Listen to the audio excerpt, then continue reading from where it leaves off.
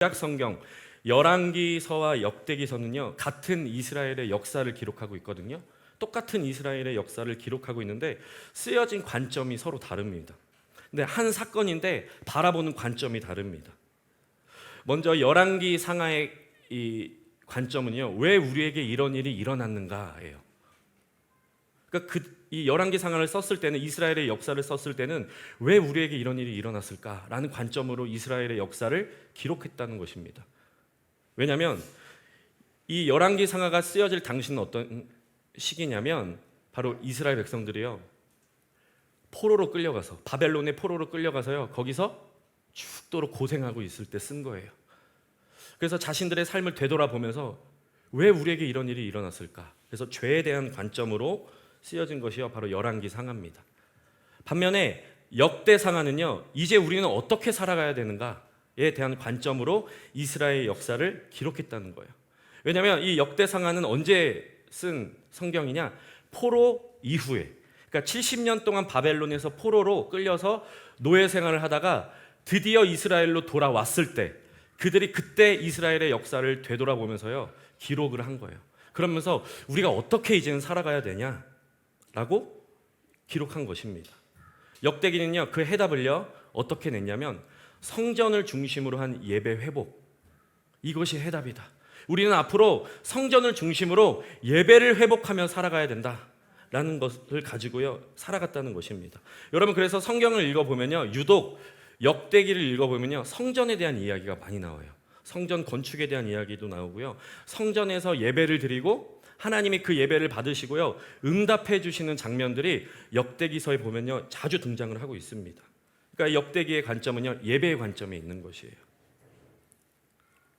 여러분, 오늘 본문 11절도 마찬가지입니다. 우리 함께 본문 11절 읽도록 하겠습니다. 솔로몬이 야훼의 전과 왕국 건축을 마치고 솔로몬이 심중에 야훼의 전과 자기의 궁궐에 그가 이루고자 하는 것을 다 형통하게 이루니라. 아멘. 솔로몬이요, 하나님을 위한 성전을 지었어요.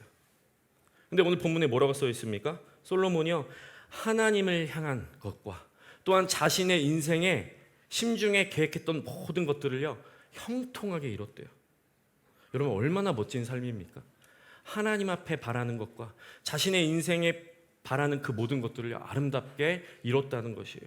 여러분, 바라기는 오늘 예배 가운데 나오신 우리 귀한 성도들의 삶 속에 이 역대하 7장 11절의 축복이 있게 되시길 주의 이름으로 축원드립니다. 계속해서 12절 말씀 함께 읽도록 하겠습니다.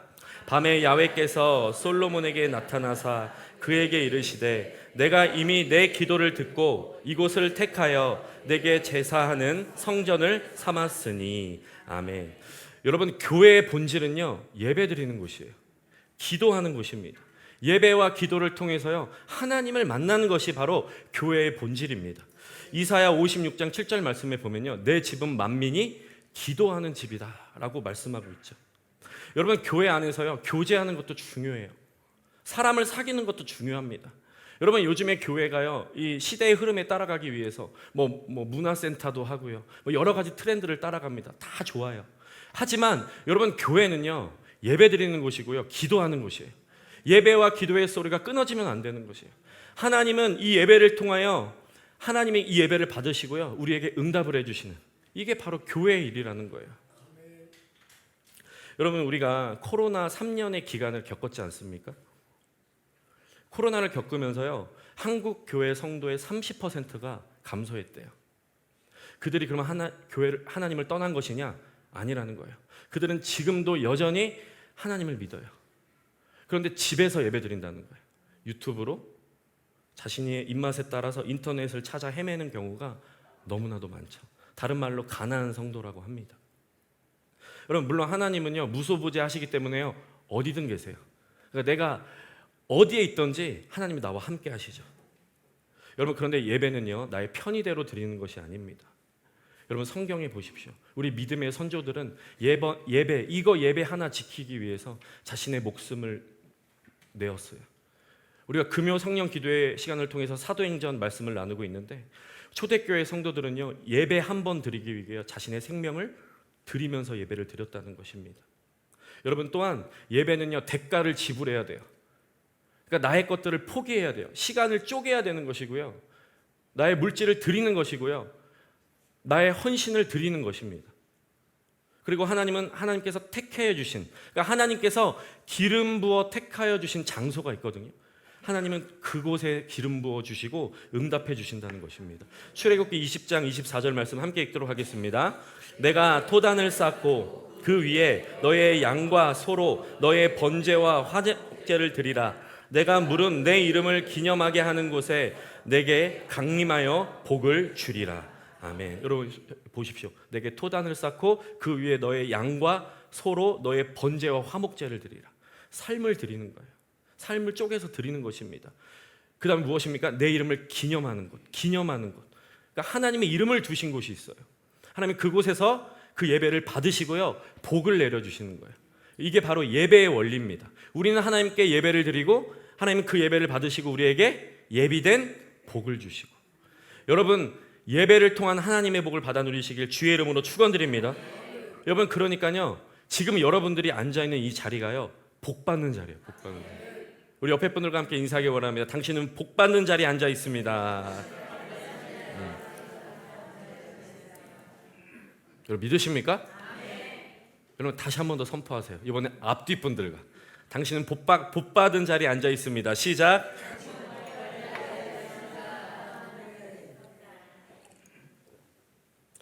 본문 13절에서 14절 우리 함께 읽도록 하겠습니다. 혹 내가 하늘을 닫고 비를 내리지 아니하거나, 혹 메뚜기들에게 토산을 먹게 하거나, 혹 전염병이 내 백성 가운데 유행하게 할 때 내 이름으로 일컫는 내 백성이 그들의 악한 길에서 떠나 스스로 낮추고 기도하여 내 얼굴을 찾으면 내가 하늘에서 듣고 그들의 죄를 사하고 그들의 땅을 고칠지라. 아멘. 여러분 보세요. 오늘 본문에 보니까 하나님께서 성전에서 예배를 받으시고요, 응답을 해주시는 장면이 기록되어 있습니다. 여러분 응답의 핵심은 무엇이냐? 회복이라는 거예요. 회복. 특별히 오늘 14절 후반절 14절에 보면요, 그들의 죄를 사하고 그들의 땅을 고칠지라 라고 말씀하고 있습니다. 여러분 성경에서 말하는 회복은요, 이것이에요. 죄가 사라지는 것이고요, 땅이 고쳐지는 것이에요. 이게 회복입니다. 그래서 죄가 사라진다는 것은 무엇입니까? 예수님의 십자가의 보혈로 우리의 죄가 사라지는 거예요. 우리는 더 이상 죄인이 아니라 하나님의 자녀로 거룩한 의인이 되는 것. 하나님의 예배를 통해 이런 일들을 행하신다는 거예요. 두 번째로 우리에게 어떤 예배를 통해 회복이 일어나냐? 바로 땅이 고쳐진다는 거예요. 여러분 치유를 말하는 것입니다. 우리의 육신의 질병, 우리의 삶에 어그러졌고 우리의 삶에 묶여있던 모든 것들이요, 풀어진다는 거예요. 예배를 통해 우리의 삶에 묶여있는 것들이요, 다 풀어지게 되는 거예요. 하나님은 예배를 통해 이 은혜를 우리에게 주신다는 것입니다. 여러분 많은 삶의 문제를 가지고 우리가 주 앞에 나오잖아요. 그렇죠? 여러분 갖가지 인생의 고민들과 인생의 여러 가지 문제들이 있어요. 내가 해결할 수 없는 인생의 문제들이 있습니다. 여러분 우리가 그거 응답받으러 오잖아요. 그런데 여러분 우리가 분명히 기억해야 될 것은 무엇이냐면, 예배 가운데 먼저 우리의 영혼이 회복이 돼야 돼요. 하나님과 나와의 막혀있던 그 관계가 풀어지기 시작할 때요, 삶도 풀어지는 거예요. 여러분 오늘 예배를 통해 우리의 영혼이 회복되길 주의 이름으로 축원드립니다. 13절에 보면요, 세 가지의 재앙이 기록되어 있어요. 홍대가 하늘을 닫고 비를 내리지 아니하거나, 그러니까 비가 내리지 않고, 그 다음에 두 번째 재앙이 무엇입니까? 메뚜기들에게 토산을 먹게 하거나, 세 번째 무엇이에요? 전염병이에요. 여러분 여기에 나오는 세 가지의 재앙은 무엇을 의미하고 있냐면, 바로 인간의 노력과 인간의 능력으로 해결할 수 없는 문제들을 가리키는 거예요. 아무리 노력해도 해결할 수 없는 문제들을 가리키는 것입니다. 우리가 이런 인생의 문제들을 만날 때, 우리가 하나님 앞에 나와서 예배 드릴 때 우리의 삶을 회복시켜 주신다는 거예요. 여러분 본문 14절에 보면은 특별히 우리의 인생이요, 예배를 통해서 회복되어지는 과정, 세 가지의 과정이 기록되어 있습니다. 여러분 너무너무 중요해요. 14절 다시 한 번 더 읽도록 하겠습니다.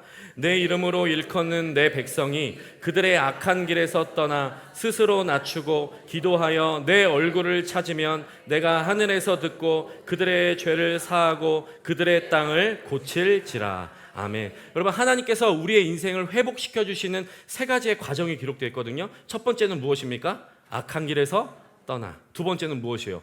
스스로 낮추고. 세 번째는요, 기도하여 내 얼굴을 찾으며. 이게 회복의 순서예요. 여러분 그런데 성경 원어, 성경 원문으로 보면요 순서가 조금 바뀌어 있습니다. 성경 원어에는요 이렇게 바뀌어 있어요.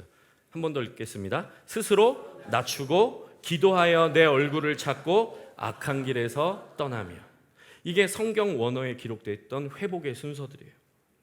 스스로 낮추고 기도하여 하나님의 얼굴을 찾고 악한 길에서 떠나는 것. 여러분 그렇다면 스스로 낮춘다는 것은 무엇을 의미하는 것일까요? 여러분 14절에 기록되어 있죠. 스스로 낮추고. 이게 회복의 첫 번째 순서예요. 개역 한글에는요 스스로 겸비하고 라고 기록되어 있습니다. 여러분 회복의 시작은요 낮아짐에 있는 거예요. 낮아질 때 회복이 되는 거예요. 여러분 그런데 이것을요 내가 스스로 깨닫고 내가 하나님 앞에 자진해서 겸손하게 낮아진다는 의미가 아닙니다. 이것도요 성경 원어로 보면요 다르게 표현이 되어 있는데 능동태가 아니라 수동태로 기록되어 있어요. 이것이 무엇입니까? 내가 하나님 앞에서 알아서 스스로 낮아지고 알아서 겸손하게 낮아지는 것이 아니라 성경 원어에서는요 하나님께서 나를 강권적으로 낮추신다는 의미로 기록되어 있다는 거예요. 수동태예요. 수동태. 여러분 우리가 생각하는 회복의 시작은 이런 것 아닙니까? 갑자기 계획했던 일들이 확 열어지고 뭐 좋은 일들이 일어나고 은혜가 임하고 야 회복되는구나, 내 인생 회복되는구나. 여러분 우리가 이렇게 생각하잖아요. 근데 성경에서 말하는 회복의 시작은 무엇이라고요? 낮아진다는 거예요. 근데 내가 낮아지는 것이 아니라 하나님이 나를 완전히 낮춰버리는 거예요. 나의 삶의 털을 흔들어 내신다. 여러분 우리 인생에 갑자기 찾아오는 문제, 내가 감당하지 못하는 고난과 어려움들이 있죠. 여러분 우리 인생에 이런 일들이 다가오면 우리는 어떻게 합니까? 대부분 낙심하죠. 절망에 빠지기도 합니다. 때로는 원망을 해요. 하나님도 원망하고 사람도 원망하고 죄책감에 빠지거나요 우울감에 빠지기도 합니다. 여러분 그러나 우리가 분명하게 기억해야 될 것은 무엇입니까? 하나님 자녀에게 찾아오는 그 문제와 어려움은요 나를 죽이고 멸망시키려는 것이 아니라 바로 이때 하나님이 우리의 삶을 회복시켜가는 과정이라는 것이에요. 베드로전서 4장 12절 말씀 함께 읽도록 하겠습니다. 사랑하는 자들아 너희를 연단하려고 오는 불시험을 이상한 일을 당하는 것 같이 이상히 여기지 말고. 여러분 이것이요 바로 우리의 인생의 문제를 바라보는 믿음의 관점이 돼야 돼요. 여러분 우리의 삶의 터가 흔들려야지 하나님께서 개입하시는 거예요. 여러분 우리의 인생이 얼마나 완악합니까? 우리의 마음이 얼마나 완고해요? 하나님이 개입하실 틈이 없는 거예요. 하나님의 역사와 능력이 나타나기 위해서는요 우리의 삶에 틈이 벌어져야 돼요. 그래서 하나님이 우리의 삶을 흔드신다는 거예요. 흔들어 놓을 때요 우리의 삶에 틈이 벌어지고요 그 틈 사이에 하나님께서 역사하기 시작하는 거예요. 여러분 우리의 삶의 터가 흔들리고 우리의 문제와 어려움들이 다가왔을 때 어떻게 됩니까? 내 믿음의 수준이요 그대로 드러나요. 내 인생이 평안하고 내 인생이 날마다 좋은 일들만 일어나면요 믿음 좋은 줄 알아요. 내가 나 그래도 믿음 좀 있어 라고 생각하는데 우리의 인생의 고난과 어려움을 만나잖아요. 내 믿음의 수준이 드러나요. 진짜와 가짜가 드러납니다. 그리고 내 인생의 참된 주인이 누군가요? 이때 다 드러나요.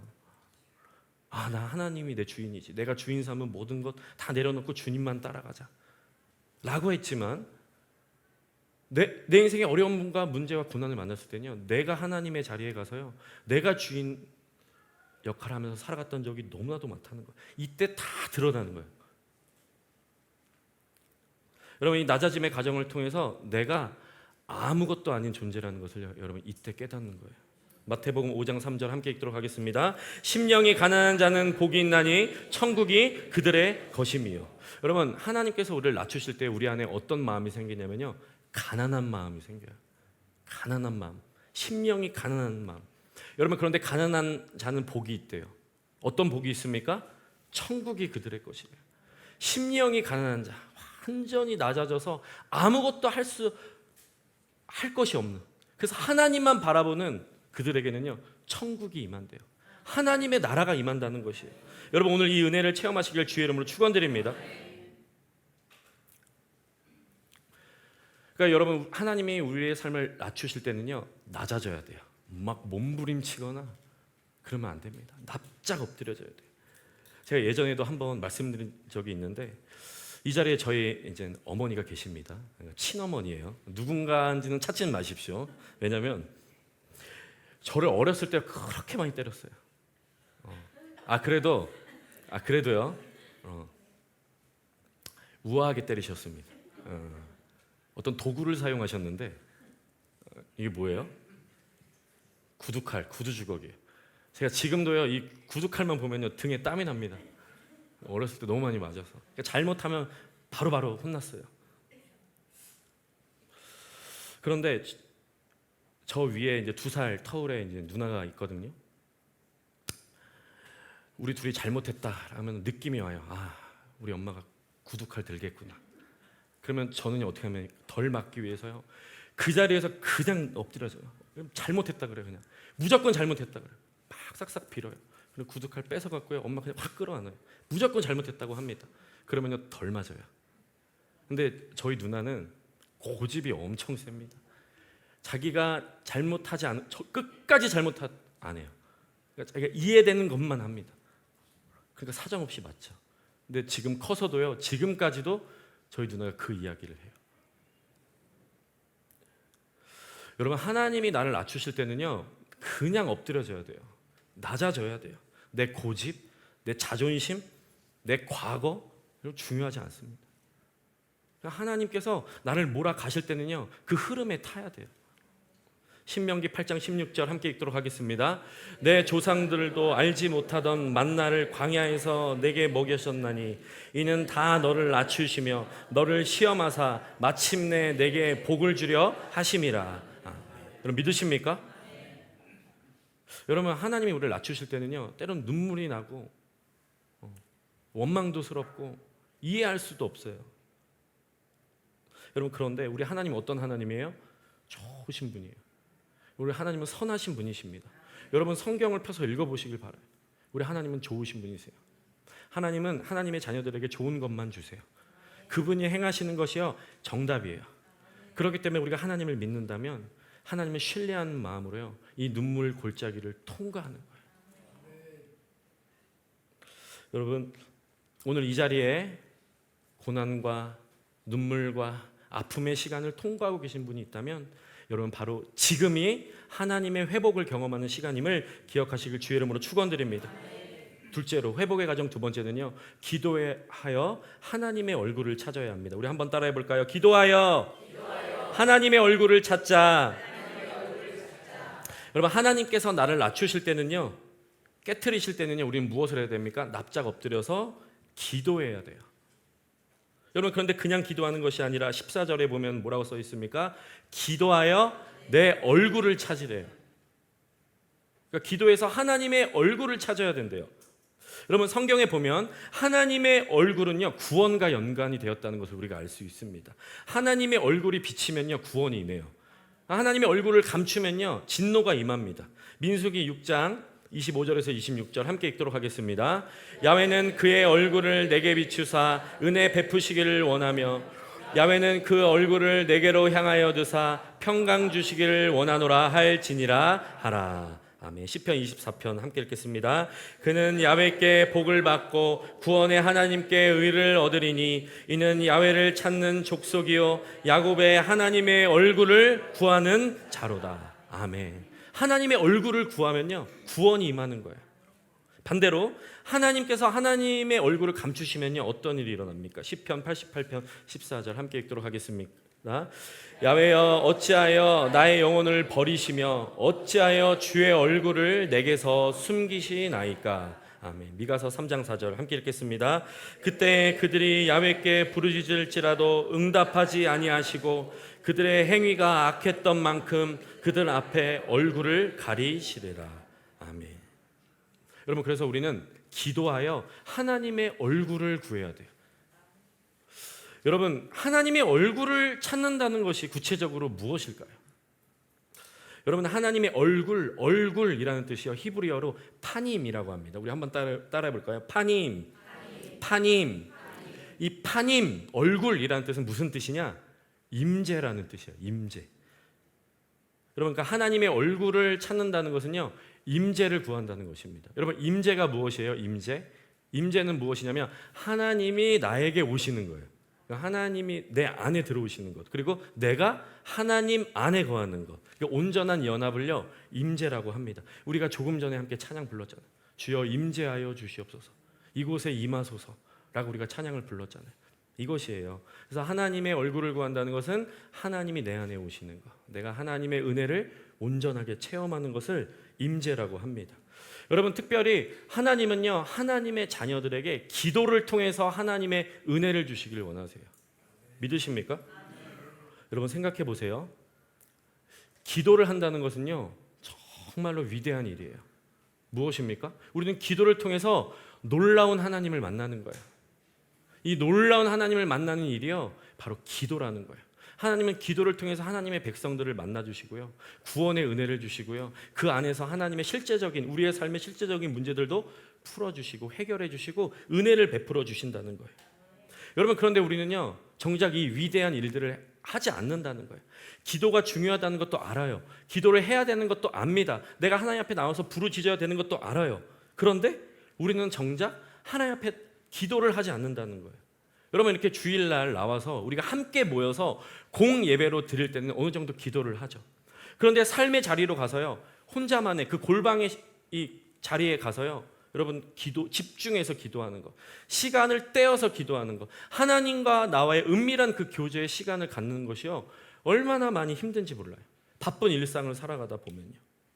여러분, 그런데 우리가 기도할 때 기도의 대상을 분명히 알고 기도하잖아요. 그러면 우리의 기도가 쉬워진다는 거예요. 전혀 어렵지가 않다는 것입니다.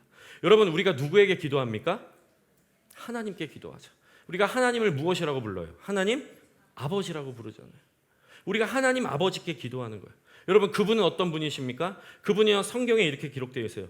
전지전능하시대요, 무소부재하시대요, 하늘과 땅을 창조하신 창조주 되신대요, 죽은 자를 살리신대요, 없는 것을 있는 것으로 부르신대요, 우리를 죽이기도 하시고 살리기도 하시고 가난하기도 하시고 부하기도 하시고, 그 위대한 하나님 앞에 우리가 그 하나님을 아버지라고 고백하며 기도한다는 거예요.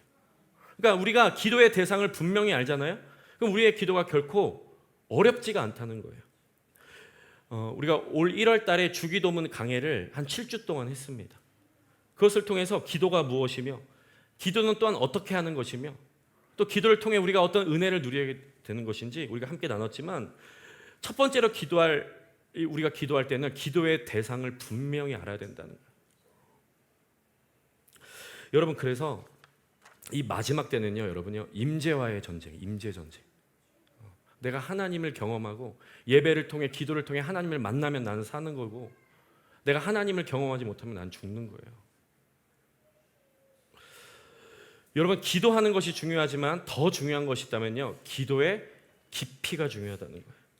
여러분, 깊은 기도를 통해서요 하나님을 만나야 되는 거예요. 여러분, 우리가 성막의 구조를 봐도요 뜰이 있고요, 성소가 있고요, 지성소가 있어요. 우리가 하나님 앞에 나와서 그냥 기도할 때 기도하잖아요. 뜰만 밟고 그냥 구원의 은혜, 그냥 그래 나 오늘 예배 드렸어, 나 하나님의 이름을 불렀어 라는 수준으로 그냥 뜰만 밟고 돌아가는 것은요 우리의 인생에 아무런 은혜가 없습니다. 여러분, 우리는 이 뜰을 통과하고 성소를 통과하고 지성소까지 나아가서요 하나님을 경험해야 돼요. 그러니까 성경에 기록되어 있는 그 수많은 하나님의 약속들이 있잖아요. 그 하나님, 살아계신 하나님, 역사하는 하나님을 우리가 그냥 글로, 귀로, 지식으로 아는 것이 아니라 삶으로 체험하는 자리까지 나아가야 된다는 거예요. 여러분, 이 임재를 경험할 때 우리의 삶이 풀어지는 거예요. 그러니까 여러분, 우리의 삶의 급한 그 문제들을 해결하려고 여러분 쫓아다니지 마시고요, 먼저 예배 가운데 하나님과의 관계가 풀어져야 돼요. 이게 풀어질 때요 삶도 풀어지는 거예요. 여러분, 미련한 자들은 고난과 문제 속에서요 하나님을 욕하고 떠나버려요. 하나님이 없다고 말합니다. 그러나 지혜로운 자들은 이 낮아짐의 시간에 오히려 하나님의 얼굴을 봐요. 하나님의 위대하심을 체험합니다. 시편 50편 15절 말씀 함께 읽도록 하겠습니다. 환난 날에 나를 부르라, 내가 너를 건지리니 내가 나를 영화롭게 하리라. 아멘. 제가 한 주간 이 말씀을 묵상하면서요, 이 시편 50편 15절 말씀을 묵상하면서 얼마나 은혜가 되는지 몰라요. 여러분, 말씀을 보십시오. 환난 날에 그러니까 우리의 인생의 낮아짐의 시간에 하나님을 부를 때요, 그 환난이 멈춘다라는 것이 아니에요. 무엇입니까? 오히려 반전의 은혜예요. 영화롭게 되리라. 너를 통해 내가 영광을 받으리라. 아니, 환난 중에 하나님을 불렀더니 환난이 멈췄다가 아니라 그 환난을 통과하여 하나님께 영광이 되는 삶으로 우리의 삶을 변화시켜 가신다는 거예요. 여러분, 회복의 과정 두 번째가 바로 이것이에요. 하나님이 나를 낮추실 때 우리는 납작 엎드려져서 기도하여 하나님의 얼굴, 하나님의 임재를 경험하는 것입니다. 여러분, 하나님의 임재를 경험하게 되시길 주의 이름으로 축원드립니다. 마지막 회복의 순서 세 번째 무엇입니까? 악한 길에서 떠나야 된다는 거예요. 우리 한번 따라해 보겠습니다. 악한 길에서 떠나자. 우리 한번 더. 악한 길에서 떠나자. 그러면 요즘에 보면요, 코로나가 이제 끝났는데 아직도 많은 분들이 길거리에 가보면요, 마스크를 쓰고 다니세요. 여러분, 우리가 처음에 마스크 쓸 때 얼마나 어색했습니까? 그렇죠? 마스크 쓰는 것 자체가요 굉장히 어색했어요. 그리고 생각해 보면은 그 마스크가 모자라 갖고요 줄 서서 3개인가 5개씩 받았잖아요. 이게 추억이 되었어요. 근데 이제 이 3년이 지난 지금 보면요, 이 마스크가 우리 일상의 한 부분이 되었어요. 여러분, 먼저 이 마스크의 장점이 무엇입니까? 건강상으로도 좋죠. 이 호흡기 질환으로부터요 보호를 받습니다. 또한 어떤 장점이 있어요? 급하게 외출할 때 탁 쓰면 돼요. 굳이 화장 안 해도 돼요. 여기까지만 하면 됩니다. 면도 안 해도 되고요. 굳이 양치 조금 안 해도 돼요. 마스크 쓰면 해결이 되죠. 또한 마스크의 장점이 무엇이에요? 감정 노동 안 해도 된다는 거예요. 저같이 이 MBTI I, 이 내향적인 사람은요, 한번 밖에 나갔다 오면요 집에서 그냥 뻗어 있어요. 에너지를 뺏기니까. 마스크를 딱 쓰면요 제 감정이 드러나질 않아요. 화나도 당황스러워도 감정이 드러나지 않습니다. 그래서 덮어지는 것이 은혜였어요. 우리가 코로나 기간에. 시편 32편 1절 함께 읽도록 하겠습니다. 허물의 사함을 받고 자신의 죄가 가려진 자는 복이 있도다.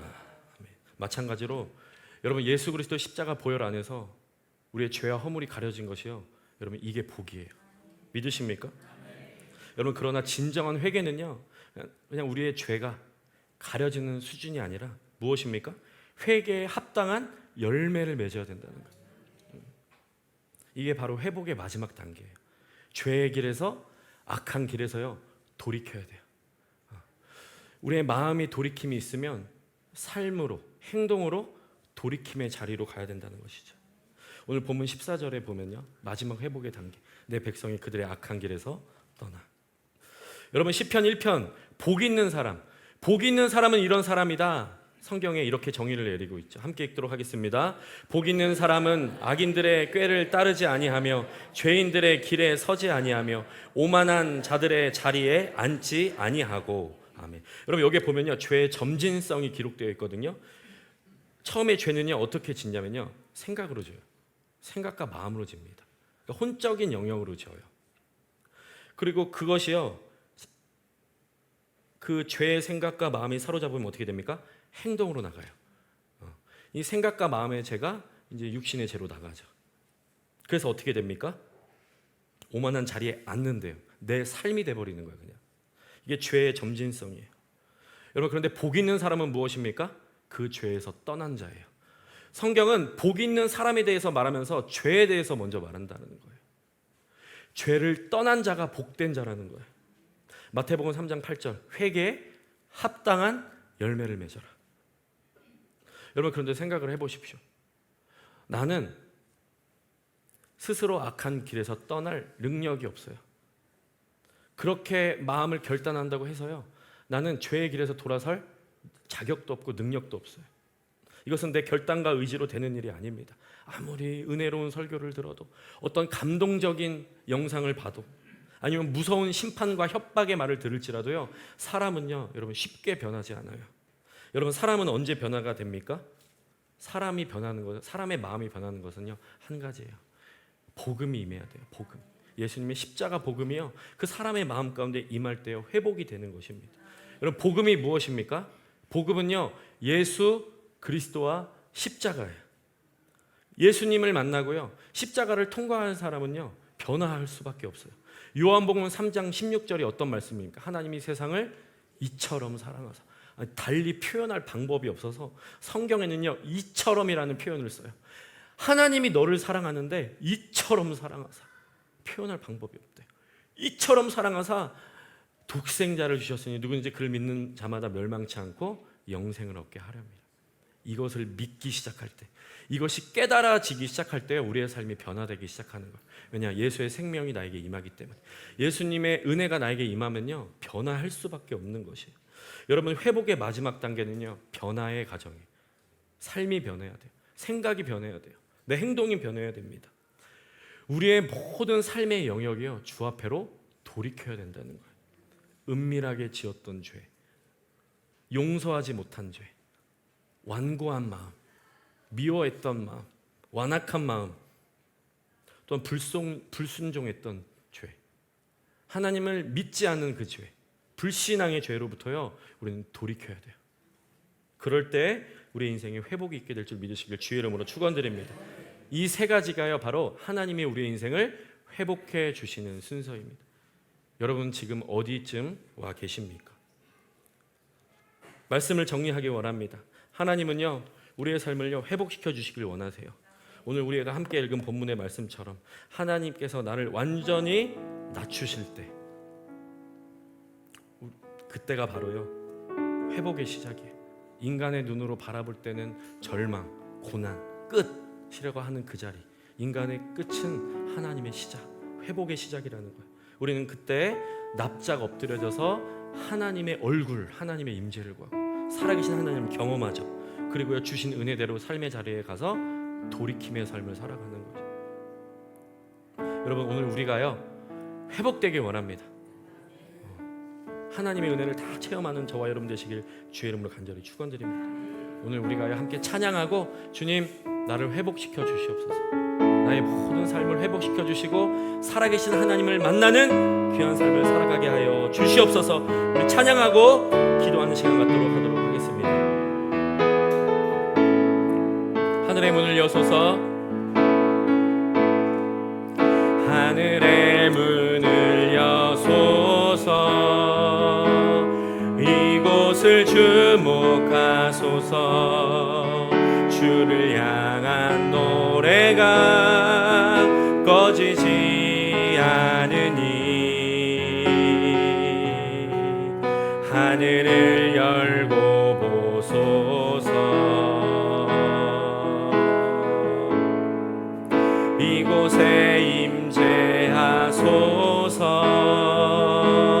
주님을 기다립니다. 기도의 향기가 하늘에 닿으니 주여 임재하여 주소서. 이곳에 오셔서 이곳에 앉으소서. 이곳에서 드리는 예배를 받으소서. 주님의 이름만이 오직 주의 이름만 이곳에 있습니다. 이곳에 오셔서 이곳에 앉으소서. 이곳에서 드리는 예배를 받으소서. 주님의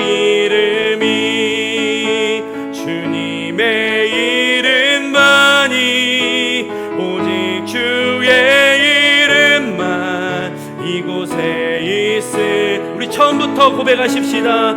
하늘의 문을 여소서. 하늘의 문을 여소서. 이곳을 주목 향한 노래가 꺼지지 않으니 하늘을 열고 보소서. 이곳에 임재하소서. 주님을 기다립니다. 기도의 향기가 하늘에 닿으니 주여 임재하여 주소서.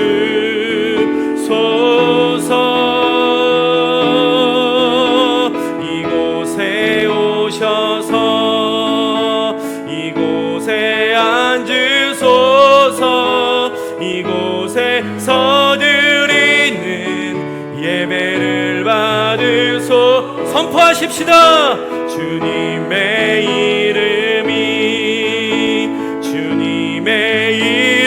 이름만이 오직 주의 이름만. 우리의 주님을 초청하시면서 고백하십시다. 이곳에 오셔서 이곳에 앉으소서. 이곳에서 드리는 예배를 받으소서. 주님의 이름만이 오직 주의 이름만. 이곳에 있을 여호와께 돌아가자. 우린 돌아서도 그는 변치 않네. 여호와께 돌아가자. 우린 넘어져도 우리 믿음의 결단으로 우리 두 손 높이 들고 선포하십시다. 여호와께 돌아가자. 여호와께 돌아가자. 우린 돌아서도 그는 변치 않네. 여호와께 돌아가자. 우린 넘어져도 우리 다시 한 번 더 우리 주 앞에 순복하는 마음 가지고 고백하십시다. 여호와께